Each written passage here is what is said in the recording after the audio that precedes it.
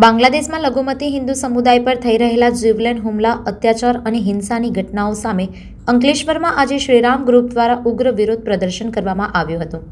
Ankleshwar GIDC વિસ્તારમાં આવેલા જોગેશ park ખાતે આયોજિત આ પ્રદર્શનમાં મોટી સંખ્યામાં સ્થાનિક રહીશો અને યુવાનો જોડાયા હતા.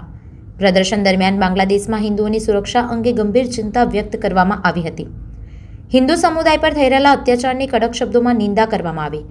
પ્રદર્શનકારોએ આંતરરાષ્ટ્રીય સ્તરે હિન્દુઓના માનવ અધિકારોનું રક્ષણ થાય તેમજ હિંસા આચરનારા તત્વો સામે કડક કાર્યવાહી કરવામાં આવે તેવી માંગ ઉઠાવી હતી. આ દરમિયાન શ્રીરામ ગ્રુપના સભ્યો દ્વારા પીડિત હિન્દુ પરિવારો પ્રત્યે સંવેદના વ્યક્ત કરવામાં આવી હતી. જય સિયારામ.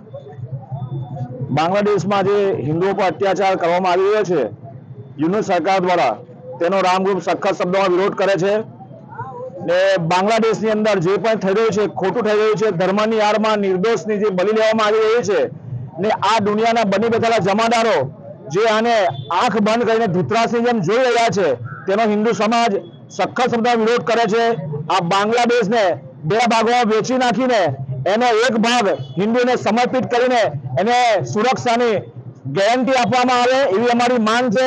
ને જો આ ન અટકશે તો આંતરિક વિરુદ્ધ પગલાં અને આંતરિક આંદોલન આ હિન્દુ સમાજ કરશે, જેની ગંભીર નોંધ લઈ સરકારે પણ એને બાંગ્લાદેશના જે પણ હિન્દુઓ છે એની મદદે આવી એમની સુરક્ષાઓ કરી.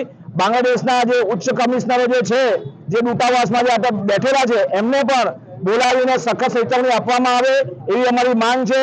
જય સિયારામ. અસ્તુ વંદે માતરમ. ભારત માતા કી જય. સંવાદદાતા સાથે અભિપ્રાય ન્યૂઝ, વડોદરા. આવા જ વધુ સમાચારો જોવા માટે સબસ્ક્રાઇબ કરો અમારી યુટ્યુબ ચેનલને અને જોડાયેલા રહો ફેસબુક, ઇન્સ્ટાગ્રામ અને ટ્વિટર પર.